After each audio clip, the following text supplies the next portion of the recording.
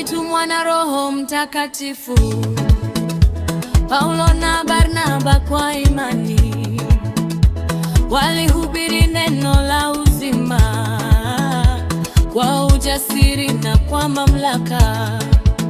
Walitembea kutoka mji hadi mji wakitangaza jina la Yesu, lakini giza likasimama njiani likijaribu kuzuia kweli ya Mungu. Hakuna nguvu inayoweza kushinda nuru yako Bwana, uangaza daima. Nuru juu ya giza, nguvu yako yaonekana. Kila ngome washindwa, mioyo yaponywa.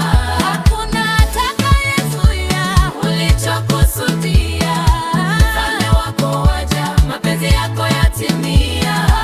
Nuru juu ya giza, nguvu yako yaonekana. Kila ngome washindwa, mioyo yaponywa.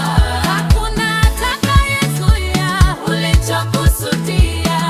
Ufalme wako waja, mapenzi yako yatimia.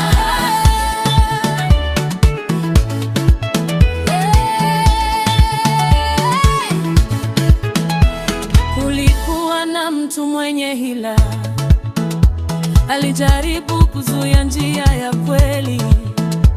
Elima alisimama kupinga, lakini nguvu ya Mungu ikashinda.